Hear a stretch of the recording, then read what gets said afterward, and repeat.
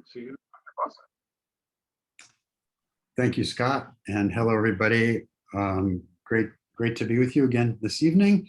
I'm at the mothership this week in Los Angeles, at our unit in Los Angeles, Seeking Integrity, and it's wonderful to be here. I just love getting into. I'm very involved by Zoom many hours a day at home, but there's nothing like being here. So it's a pleasure, although a busy pleasure. But one of the things I was reminded of today, we have some people, in their second week, some people in their first week, and day 3 for the first folks. There's a lot of feelings flying around as kind of the world starts to crash in a little bit. Our belief systems are being challenged, and we're realizing this addiction thing may be bigger than we thought, and it's not just a quick fix and all that. And so, interestingly, we were talking today about people's attitudes, and negative attitude, positive attitude, and I want to spend a little bit of time. I think it's useful just to talk about having a positive attitude and what that even means, because I think a lot of people, especially addicts who have a good bit of sarcasm and kind of roll their eyes and think, Pollyanna crap, and just we kind of dismiss it. But there's actually some interesting brain science and all kinds of years of anecdotal recovery history that really tells us a different story. So I just want to talk about that a little bit tonight in terms of what we're talking about. So why do we even worry about a negative or positive emotion? When we are steeped in negativity, as many addicts, not every addict are, they really narrow our focus. They narrow our focus of what we see, what we're aware of, and even what we can do. As our bandwidth gets kind of narrowed because it absorbs a lot of energy carrying around this negative stuff. And the other thing is that all the kind of intensity addictions that we treat at Seeking Integrity, the sex, the porn, the chemsex, are all what we call superstimulants. They're intensity addictions that really hijack the brain in a way that when we get into recovery, there's a period of adjustment. We have to come back down to earth, if you will. And during that time, it's really easy to be kind of negative because we lose our ability to kind of have that spark of interest or pleasure in anything. So there's some very relevant things to the recovery process of sex addiction.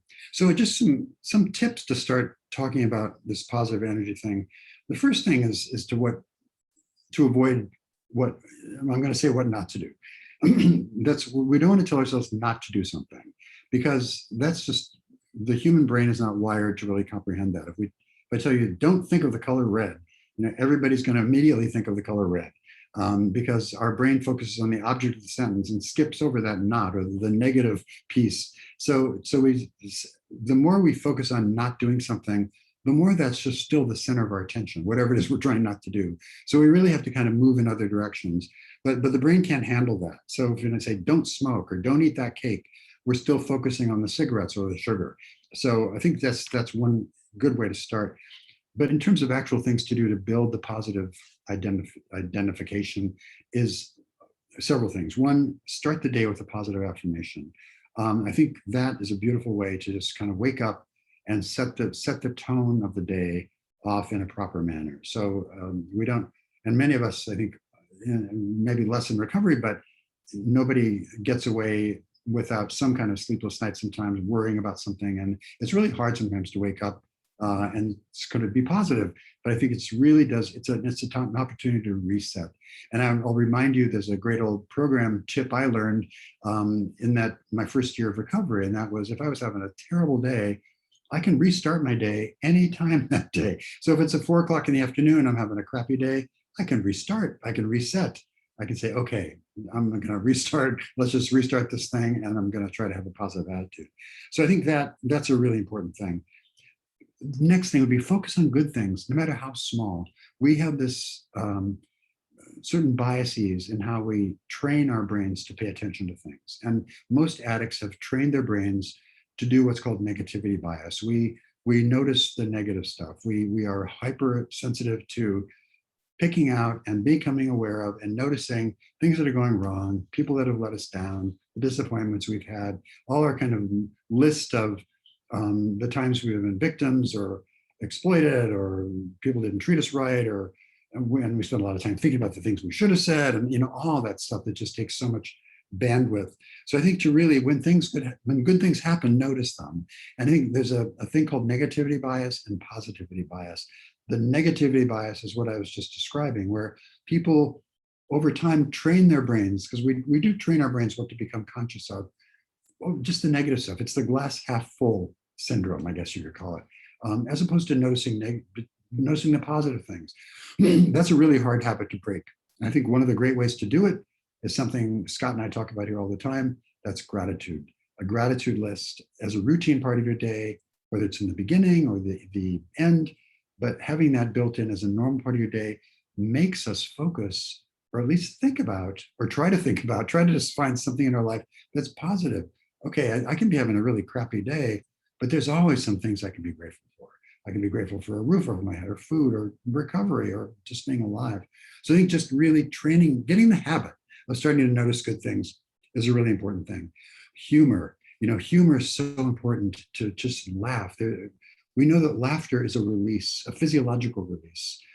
It's one of the great key elements to release stuff. I don't know if you've heard that there's just moments of really hysterical laughter.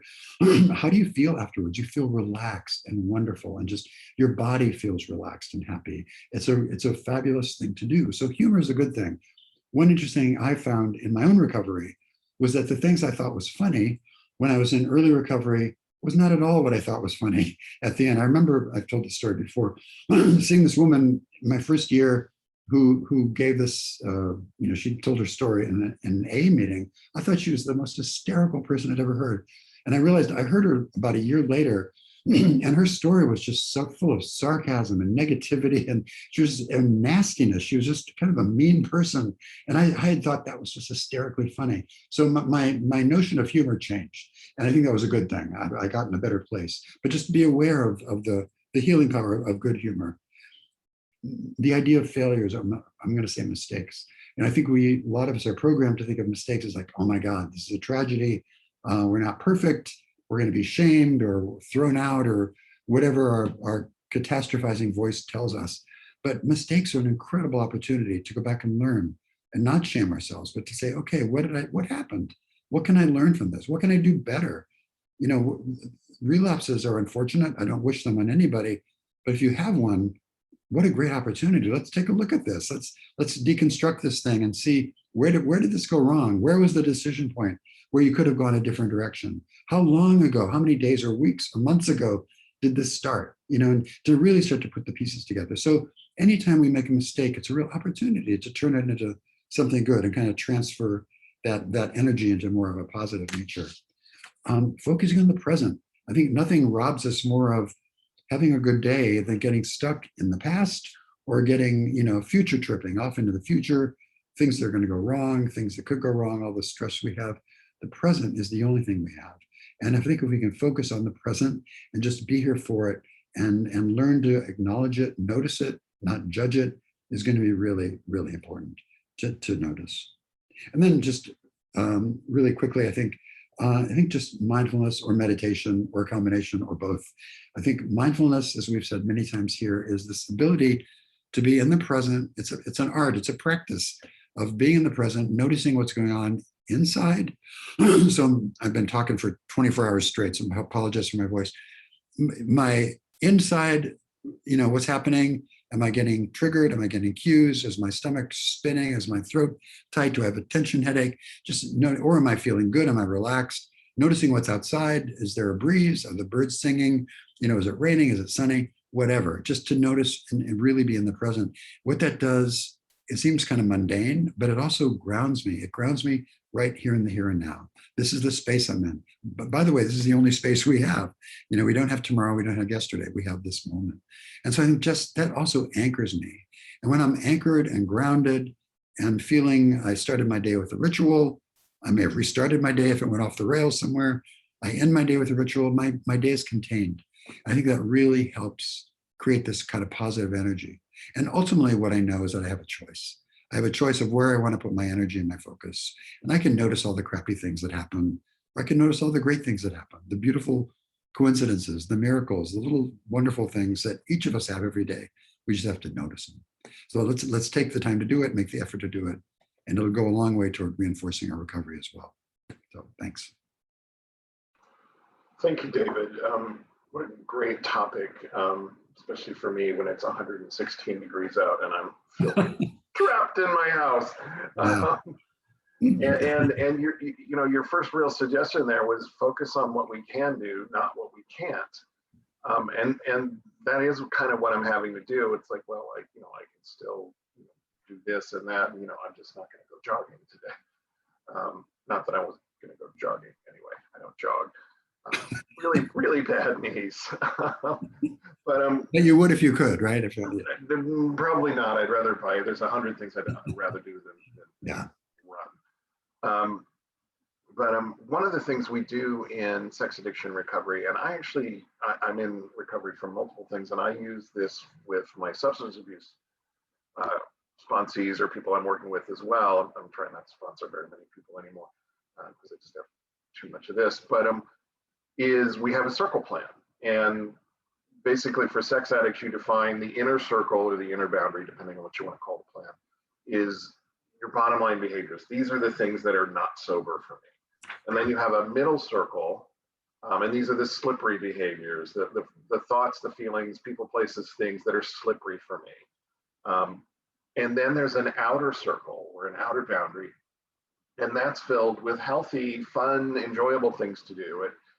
It has to go to 12-step meetings 3 times a week or 5 times a week and see my therapist once a week and go to group once a week. And all that's in there, but it also has, go bowling with my buddies and, take the kids to the park and walk the dog and, plant flowers and, all of these healthy, fun things we can do. And I kept my circle plan, a printed out version of my circle plan in like 6-point type, maybe 8-point type, with me because it was 20 years ago and we didn't have these where we could put it on our phone and access it digitally. So I carried this little tiny printed out version folded up in my wallet, not because I couldn't remember what I wasn't supposed to do. I was very clear on what I wasn't supposed to do.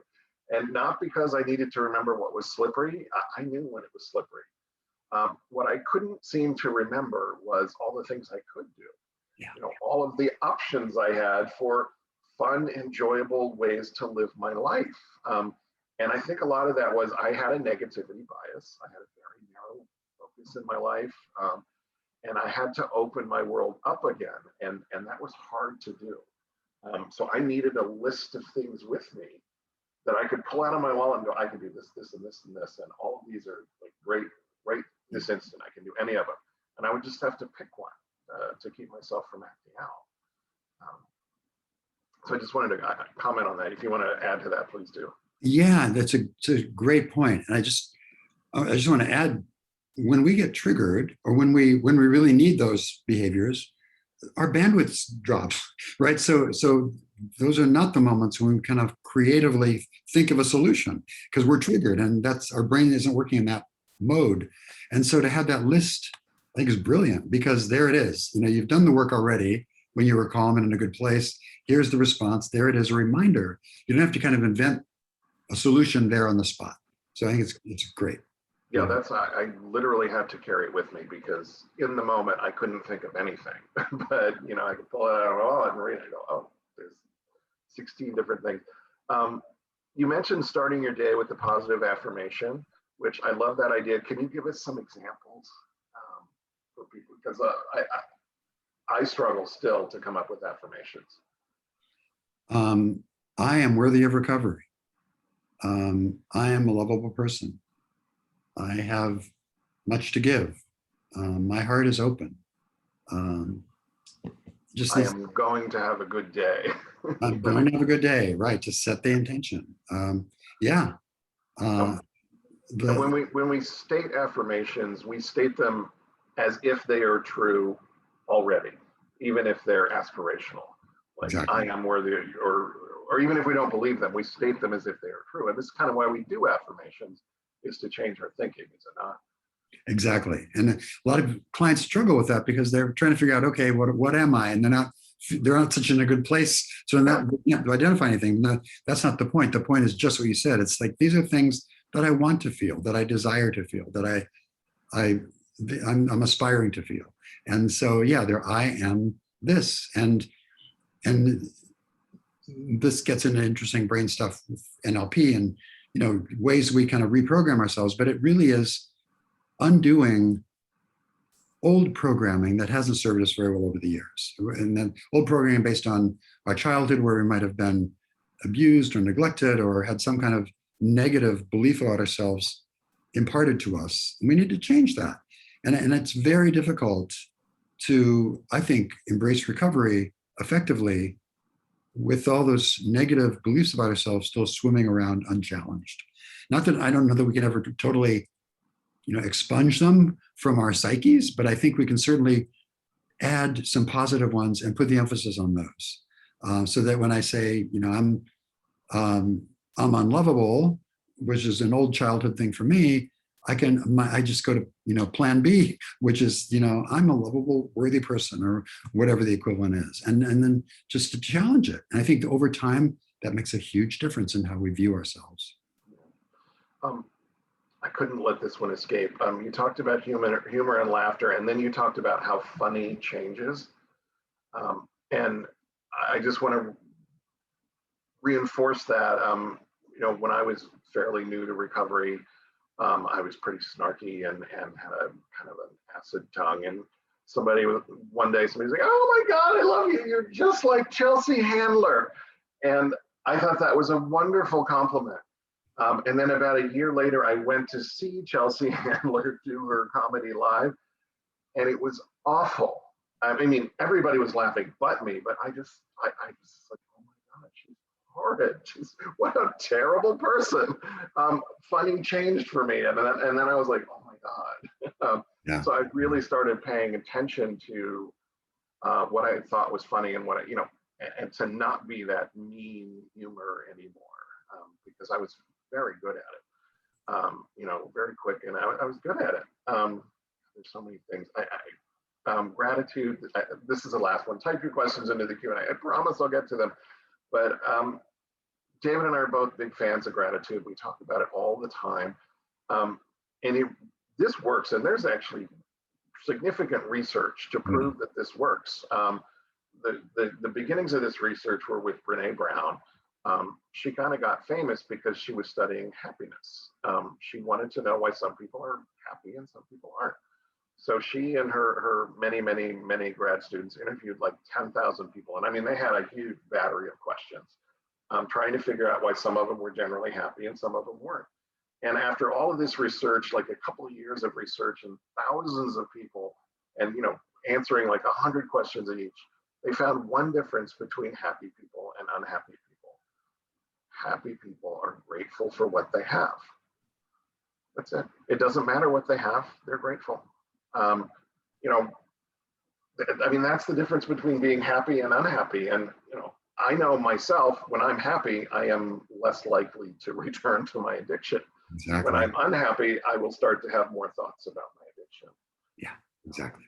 So I've got a list of, I'm going to do a blog or two on what we covered today, and I'll credit David and myself, because I think we both think so similarly on this, negativity bias versus a positive attitude. I'll stop my rant with this. Abraham Lincoln, his best quote ever was, "Most people are about as happy as they choose to be." And oh my God, absolutely right. Okay, let's get to the questions. So type your questions in and we'll get to as many as we can. After looking into my sex and porn addiction, I realized my whole life I've used different things to escape, including food, video games, exercise, sex and porn, alcohol, and drugs, sometimes mixing several at once. What would be better behaviors that I could do to numb out in a positive way? Should I try to move away from numbing out behaviors altogether? Thank you very much. There's about 6 questions in there, and they're all great. This is a beautiful question. Thank you. Because this is a lot of what we spent our clinical day here talking about today, is the different ways we manipulate our brain chemistry with behaviors or drugs, and what that's doing for us in terms of numbing out, exactly as you said, and how easy it is to mix and match, and how we pack these things together into this sometimes weeks-long addictive ritual that combines a bunch of these things kind of rolled into one at different phases of our addictive cycle. So I really appreciate you listing some of the ways we do it, from video games, exercise, sex, porn, alcohol, drugs. You're exactly right. These are all ways of numbing out. So that's what we do. I would suggest that really the ideal solution is like you thought maybe at the end of there, not numbing out at all, right? Really, when we numb out, we're stepping out of our feelings. We are literally numbing out. We're disconnecting. We're dissociating. That's an old pattern. It's a destructive pattern. It's one that addiction lives for and supports and actually enables. And so I think, sometimes in discussions here, we get this idea of, okay, what about a healthy addiction? And so if somebody is a intensity junkie, like a sex addict or porn addict or chemsex addict, maybe they also like, rock climbing or parachuting or bungee jumping or rappelling or kind of high intensity sports. That's okay. But you really want to be careful about doing it in excess or in imbalance. So I think, so to meet that need for intensity is one thing. I think though, when we get into the talk about numbing, I think there's probably no good reason to try to numb, except it provides kind of temporary relief that has all kinds of costs and consequences. So what I would say to a client who kind of wants to look for an alternative way to numb is to really sort of try to look at feelings and how we handle feelings, and I would work on what I call resourcing, meaning resources to manage those feelings, resources to start controlling my response to triggers, ways, in other words, to self-regulate, as opposed, if your only option is to just step out of your life and numb out and disconnect, that's not a very productive way to be. But if we can take situations in our lives and actually kind of manage them, respond to them, but stay present and connected to our lives, that's a much better way to do it. And so I think that's what I would suggest here, is not try to find a more acceptable way to numb out, but to avoid the numbing out altogether and really start to kind of feel those feelings. And that's, by the way, easy for me to say, right? That's a tall order, because addicts, first of all, we don't like feelings, and especially we don't like negative feelings. And, some of us have decades worth of practice not feeling. And so it's a big challenge. In fact, a lot of the work we do here in the intensive program is helping guys really kind of discover how they're not even aware of where they're numbing out, that they may be, but also really then what do we do instead? How do we handle that? And so one resource I would suggest, DBT, dialectical behavioral therapy, is a collection of different skill sets that is useful for a number of different populations, including addicts. And it includes things like controlling emotions, decision-making, mindfulness, really practical skills. And I think that's what maybe I would suggest you look into some of those skill sets to help you better deal with the feelings rather than trying to escape from them. And I just want to add that when David says we should avoid numbing out behaviors, that doesn't mean we don't ever get to take a break. We need downtime. We need emotional downtime, just to recharge our batteries. But there are ways to do this. David just talked about a couple of them. Sometimes just something as simple as reading a book or watching a TV show or an old movie. I have 15 or 20 books that I've read about a half a dozen times. They're like comfort food. I'll pick one of those up, and I don't even have to start at the beginning. I'll just pick it up and give myself an hour or two of, easiness, or, a movie that I've seen a dozen times, or that's okay. That's not really numbing out, although it is. Maybe David might disagree with me. I know I'm in trouble when I find myself heading to the grocery store and getting a package of Oreos and a half a gallon of Lactaid. I know I'm in trouble then. That's numbing out for me. Because I know what happens with Oreos and milk, even milk without lactic acid, it works just the same. So yeah, it's why am I engaging in this behavior? Am I just relaxing for a while, or am I really escaping something? Boy, that's the whole game right there, Scott. Thanks for pointing that out, because it's the intention. What is my intention with this behavior? Is my intention to numb out, to escape, or is it to relax or just kind of be by myself for a while? One of the things we do with the clients here is really help them understand that a schedule is going to be really important for them, some structure in their lives, to help kind of keep their recovery on track. That doesn't mean that every hour of every day has to be programmed, but it means that we have breaks in there built in, but we have ways to start the day. We have accountability. We go where we say we're going to go. There's a system to it. But like Scott said, it's very important that we have time by ourselves and time away, time for reflection, time just doing what we need to do. That we can't be busy and on all the time. Our brain actually requires that ability to kind of shift gears and be in a different kind of operation for a while. So that's all good stuff. But it just, again, we have to watch if it gets out of balance, if we're doing it to not refresh, but to numb or escape, then that's a real problem. And by the way, I think oftentimes, especially in early recovery, it's really hard for people to be able to discern that difference. And I think it's really important for you to have people in your lives, accountability partners, sponsors, therapists, somebody that can help you give some objective feedback. Because sometimes we have really screwy ideas about what would be a good thing, because our decision makers are not always the best, especially early on. Yeah, and sometimes, if you want to numb out with ice cream, you can turn that into a positive, because you can take your spouse and your kids out for ice cream and have a family thing where you're all together, which is really super healthy. That intimate connection that you have with the family, and you can still have a little ice cream. So find a way to make, something like, I want a gallon of ice cream. Well, have a scoop and do it with your kids and your wife, or, and make it a positive. Some of these things, in one situation, they're great. In the other situation, they're awful, and they're the same thing.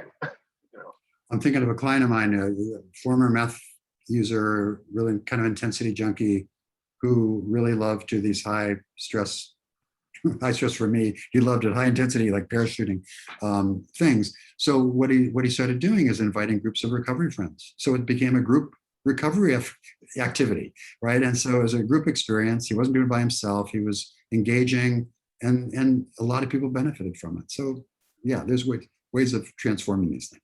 There's a batch of guys from CMA out here too who parachute, but they go together. They make sure it's a group thing. Right. So that it's about connecting, and they get, the intensity and the wow moment, that they all enjoy, but they're not doing it addictively. Exactly. Yeah.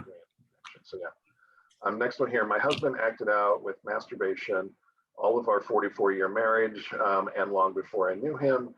He's in recovery, therapy, SAA, has a sponsee, etc. After he recently reported a second slip in 2 weeks, I asked about his circle plan. I am dismayed that in his inner circle, he permits himself to intentionally fantasize about women as long as it is not more than 1 minute. He also allows himself to deliberately click on images that he did not go looking for, and to look for no longer than 1 minute. I told him I do not feel safe in a marriage where my husband allows himself to deliberately look at images of and fantasize about other women. He says he is satisfied with the sobriety plan, and that is all he can give me for now. Do you have any input on this? Yeah. So, we have a 3-second rule, which is where if people get triggered just by being out on the street, we don't live in a box. So we go out and interact with the world as addicts, and we see people that are attractive, and we can't help that. But what do we do with that? What we are responsible for is what we do with that. And we have this 3-second rule where we look away, we break the connection, we remind ourselves these are not objects, but real people, daughters, sisters, wives, whatever, and kind of break that mindset. I think there's some things here that are disturbing to me. The minute is just way too long. Way too long. That's why I said the 3-second rule. There's a little bit of a discrepancy there. To me, what he's doing is giving himself little dopamine feeds here in a very addictive way, but through the use of fantasy and addiction, which is not good. And a lot of guys confuse, well, and I don't know where he got this arbitrary time frame, under a certain time, it's a free pass. Over time, I don't know what that's about. But sometimes people think if they don't actually engage with somebody, then it's not really a problem. But we know that fantasy is the same as acting out in real life. It's the same brain operation, same addictive mechanics. And so I think this is a really problematic thing. And his attitude is even more problematic, I think, because there's some denial here. I think this is something that would be something that needs to be challenged. I think also the fact that if he's not looking for it, then that's also kind of a free pass. Yeah, all this is really problematic to me. I think it sounds like he's at least going through the motions. I would suggest that he bring this to his therapist and his SAA group and his sponsor, and get some feedback from people that are familiar with him and his recovery program, and maybe that would carry more weight in his getting feedback, listening to them.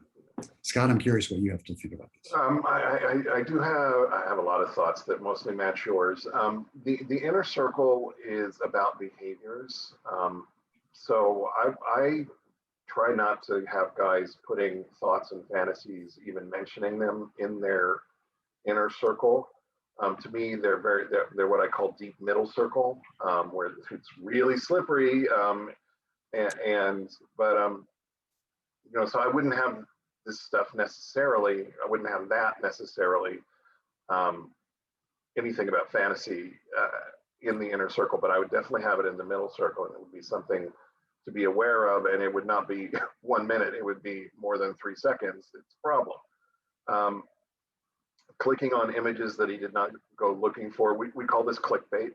The internet is full of clickbait. You can go on and check the sports scores, and you're going to get some clickbait. And there is a conscious decision to click on that. And there's also something that we call not porn, that is not porn, but it's porn. Game of Thrones is not porn, but it's porn. The ESPN body issue is not porn, but it's porn. Victoria's Secret, not porn, but porn. Because it triggers the same fantasies and the same things in the brain. And that clickbait, it's not necessarily porn, but it's porn. And when you click on it, you're giving into that urge. So that for me would be a middle circle, and there would be no 1 minute thing. You click it, you've broken your sobriety. So yeah, I'm with David. It sounds like there's some denial and some unwillingness. It's like a smoker who's, I'm not going to smoke anymore, but I'll have one puff. And that's okay. One puff doesn't count. Well, one puff does count. Or I'll have one of yours, and that doesn't count. It's like this. It's like half a beer doesn't count, or if I didn't pay for it, it doesn't count, or if I'm in another state, you can play this game forever. No. Yeah. It counts. So yeah, I'm sorry you're having to deal with that. I really do. And you say you don't feel safe if he's going to do this, and I'm kind of with you. Now, I just want to say that as a betrayed partner, the addict is going to have sexual thoughts, and he is going to catch himself lapsing in sexual fantasy. We can't control the thoughts that come into our head. We do have control over what we do with them. And sometimes, even now, I'll catch myself 30 seconds into it, or more into a sexual fantasy. I'll realize, oh, I'm having a sexual fantasy. And then it's incumbent upon me to put the 3-second rule in place.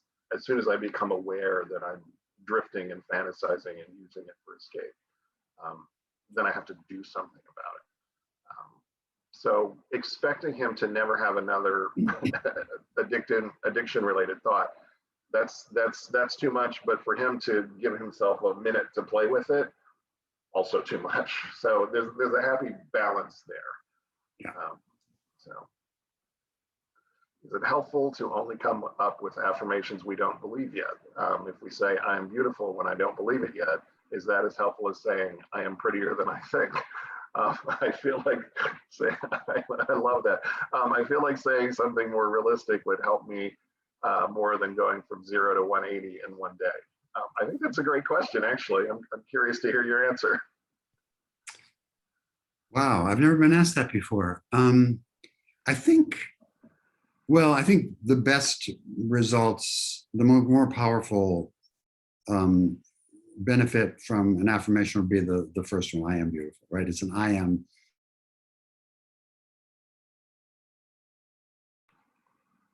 A half step, I guess.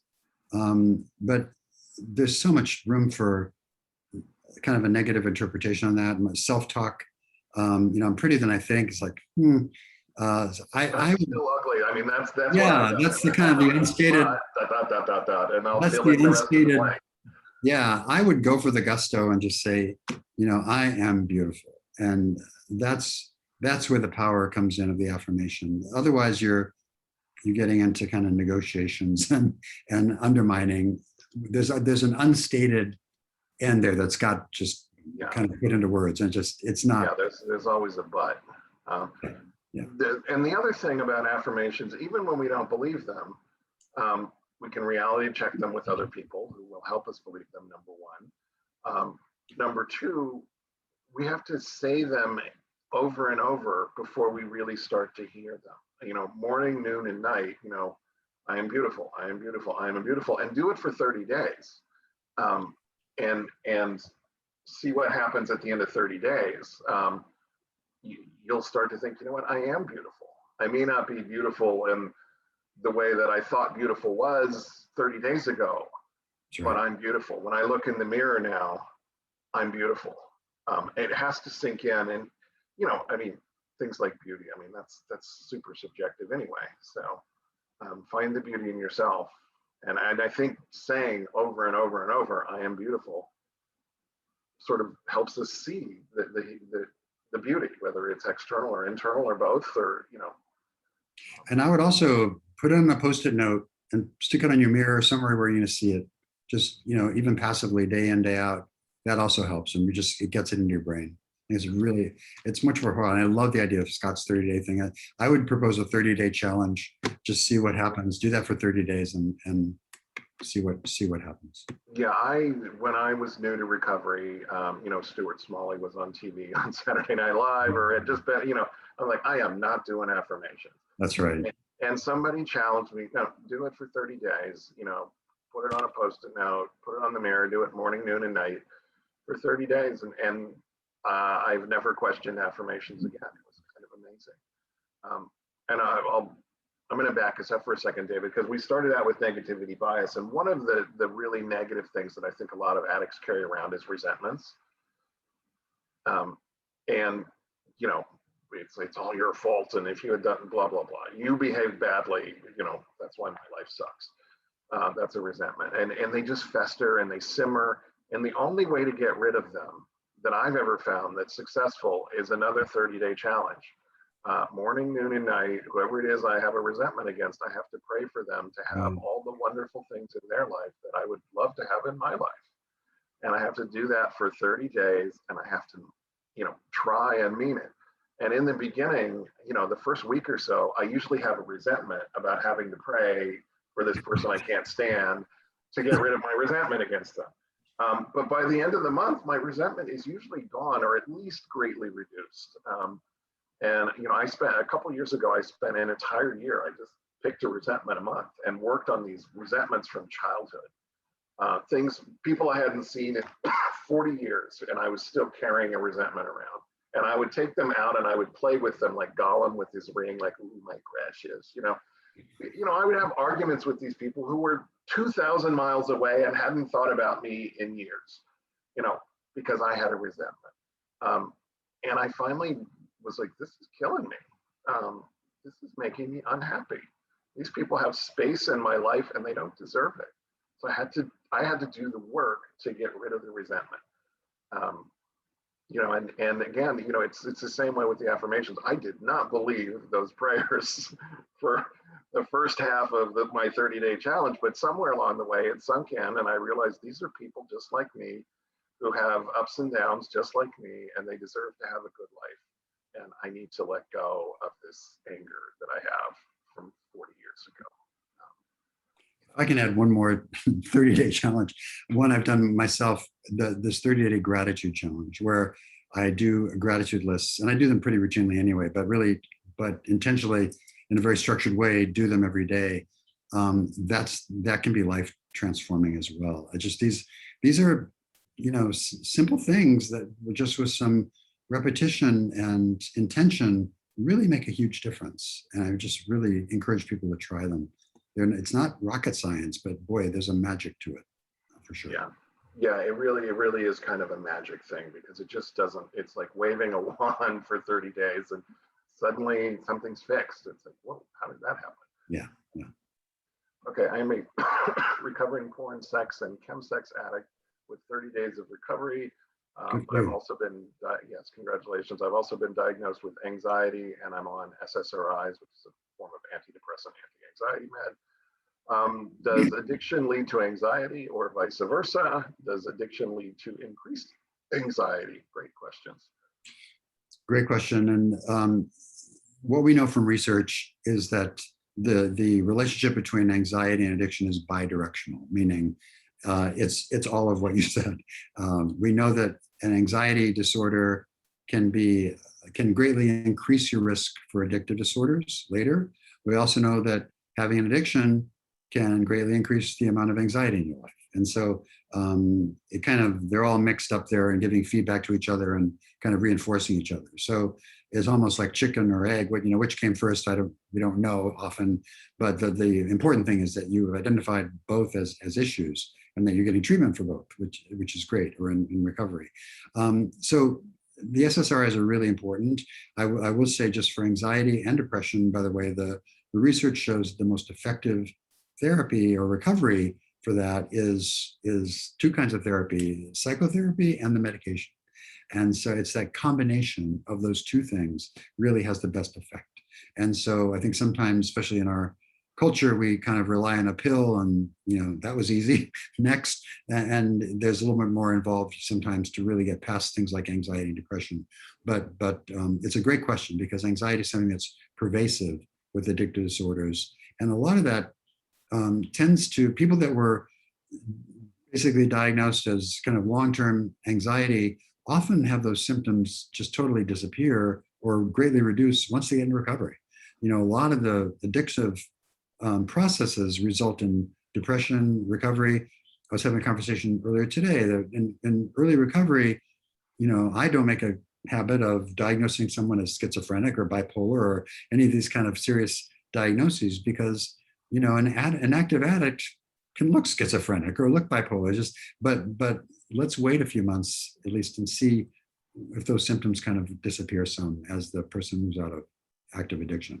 So that's a really long way of saying that they're interrelated. I'm not sure which comes first, but they're both treatable, which is the important thing.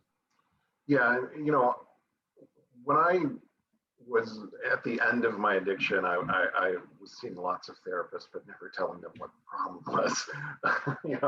I was a very dishonest client, so of course they couldn't help me. But I was diagnosed with depression and anxiety and this thing called schizoid personality disorder, which means it was explained to me, well, if you woke up tomorrow and everyone on the planet was dead, you would go, oh, okay, and then you'd go about your day. And all of those things were, in that moment, accurate. But I think they were all greatly exacerbated by me being an addict. Yes, I had some depression to deal with. Yes, I had some anxiety to deal with. And yes, I'm an introvert.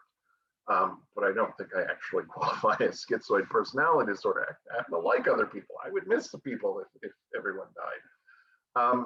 But I had to get sober to get enough of an actual, neurochemical baseline and thought baseline and feelings baseline to see that, yeah, I do still have a little bit of depressive tendencies and I have a lot of anxiety tendencies, but I'm not schizoid. So my stuff mostly cleared up, but not entirely. So I think that's fairly common. But bidirectional is absolutely, they're going to feed each other. And anything you've got going on already is going to get fed by the addiction.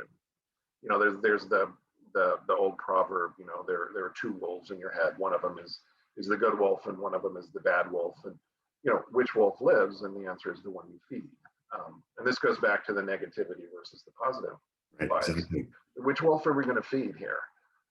You know, and if we keep feeding one of the wolves, it's just going to eat everything in sight. And it, you know, so yeah.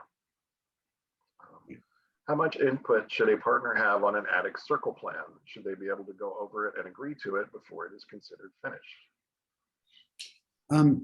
You know, we certainly want a partner's input to the circle plan. I think sometimes, and it's almost always valid, where I see sometimes getting into concern is the partner's need for emotional safety some kind of gets translated into, I think, excessive stuff in the inner circle. Mostly the one that comes up all the time is lying. You know, lying is a standard symptom of addictive behavior, especially sex addiction. And it's, you know, obviously not something we want to do, but it's something that does happen. And I think partners often want that in the middle. And I think it's kind of a setup sometimes to put that in the middle because You mean inner?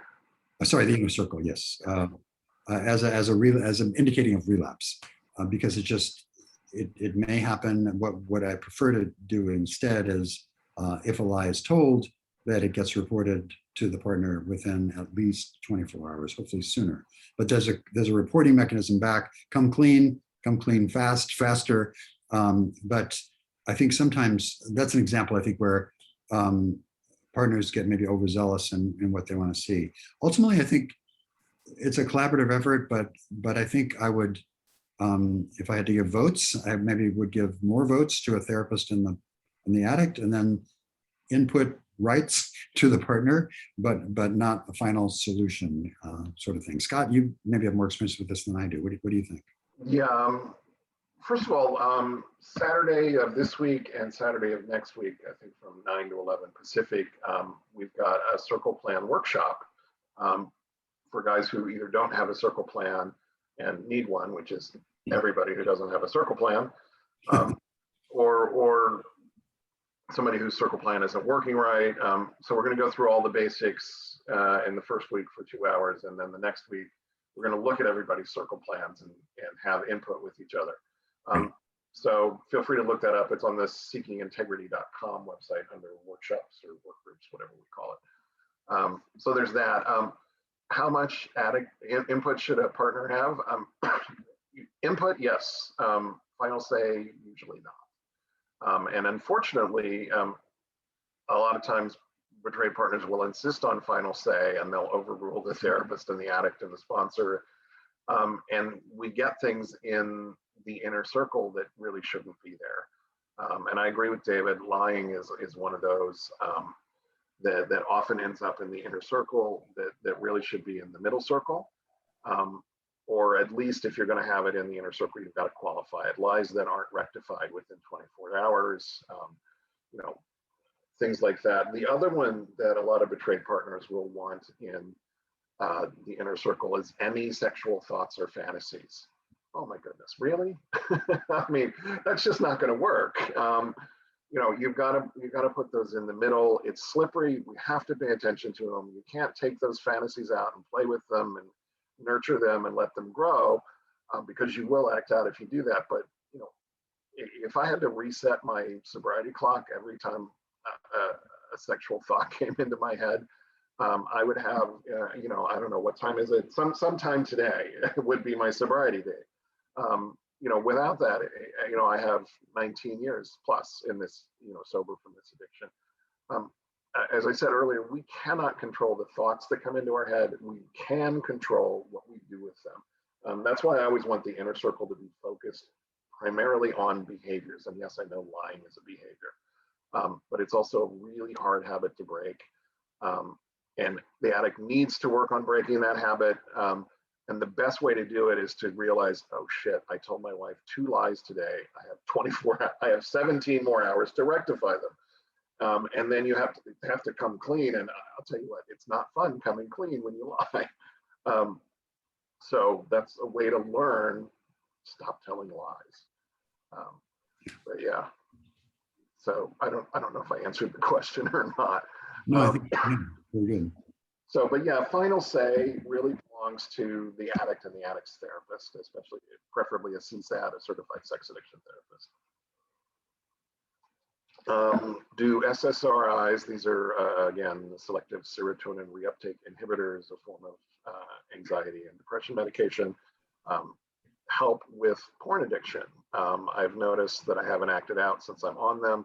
I've also heard SSRIs can lower the libido. Are they related? Great question. Yeah, so SSRIs kind of notoriously do reduce libido, most of them at least, some more than others. But and that is a problem. A lot of people resist going on them because they do. For certain erectile dysfunction is common with SSRIs. Right. In fact, also, sex therapists often will talk about initiating SSRI treatment for premature ejaculation, for example, because they slow that down. They just kind of slow all the sexual functioning down. So that said, that's often helpful for sex addicts in the beginning, at least, because it reduces the kind of constant buzz of kind of triggering and excitement that can be distracting and triggering and troubling. So I think the reason that you've experienced that is that it's actually absolutely a feature of SSRIs. What I would say in terms of triggers of porn addiction, that the SSRIs, I guess, work kind of indirectly. I just want to mention what we're discovering now is about naltrexone. Naltrexone is a drug that has been used to help cravings for alcohol and opioid drugs quite effectively for a while. And they have now done studies that show that it is effective at reducing pornography and sex addiction triggers as well. So a lot of people it's an off-label, meaning it's not approved for that, but a doctor can prescribe it for that purpose. And a lot of people, it's becoming more and more common. And also, I just mentioned, we have a couple of chemsex questions, chemsex people, chemsex, the combination of methamphetamine or cocaine and sex has been notoriously, there's nothing that helps those triggers and cravings. Guess what? Naltrexone combined with Wellbutrin, a different class of antidepressant drug, has been shown to be effective at reducing those cravings. So we're kind of on the edge of some help from pharmaceutical benefits here and just reducing the cravings. It's not a cure, it's not a solution, but it could certainly help for a while. So, yeah. And addiction is a neurochemical thing. We use addiction to manipulate our neurochemistry. We don't really have time to give you the whole thing, but to remanipulate it, SSRIs, serotonin is kind of a feel-good chemical. How would you describe serotonin, David, please? Yeah, serotonin is kind of as a calming, mood stabilizing, connecting kind of neurotransmitter. Yeah, and what happens is neurotransmitters like that get released in our brain, and then they get absorbed by another. They get released by one neuron and get absorbed by another neuron. And a reuptake inhibitor keeps them in the brain longer, so we have that sense of calm longer. That's why an SSRI works. Wellbutrin, what does Wellbutrin do? I'm actually not. Wellbutrin actually works with dopamine, which is why it was long been thought to maybe be helpful for meth, which is also involving dopamine. But Wellbutrin, we know it as Chantix. It helps with the cigarette stuff. It's also a great antidepressant. It does not cause that sexual libido issue. So it's popular for that reason. So yeah, just a different one, that's all. And then what is naltrexone, just out of curiosity? Naltrexone is a whole different class of drug that just helps reduce cravings by reducing certain binding in the brain. It's just a different neuromechanical system that does it, totally unrelated to SSRIs or Wellbutrin, but it just is very effective at kind of helping calm some of these triggers when they get activated. Yeah, and it's really amazing how much progress we've made in terms of understanding what happens in the brain with various addictions. Just really in the last decade or so. I mean, as 10 or 12 years ago, we really just didn't know what we know now. 10 to 12 years ago, there was still a controversy whether sex addiction is really an addiction because we couldn't see what was happening in the brain. That's old history now. We know what happens. It looks just like when we take cocaine or porn, the same thing. So yeah, we know a lot more than we did. Yeah, the brain lights up, with pornography the same way a cocaine addict's brain lights up with cocaine. They're indistinguishable pretty much. Yeah. Which is kind of amazing. Whereas other like alcohol and opioids will light up slightly differently. Very much the so. intensity addictions versus the downer addictions. They light up, but they light up differently. And so a whole different chemical profiles for each of those directions. Yeah. Last question here. We'll pull it out of the chat feature. Would Wellbutrin work for ADHD, since people with ADHD have lower amounts of dopamine? Great question. Not that I know of, because what works for ADHD is the amphetamine qualities. Wellbutrin is not an amphetamine, and so it's for all kinds of reasons that are interesting. Amphetamines work with ADHD. It's kind of a paradoxical response. It's really counterintuitive. Give somebody speed and see if they can focus, and they do. But Wellbutrin, I don't think would work for that purpose at all. Yeah. Awesome, everybody. Thank you. We're out of time and we're out of questions, so we timed it really well today. Thank you, David, for a great topic. Take the 30-day affirmation challenge. Serious. Challenge yourself and let us know how it goes. Check back in 30 days with us and let us know if it works. So anything you want to say to take us out, David? Just focus on the positive. It's a choice. All right. Good night, everybody. Have a good day. Bye-bye.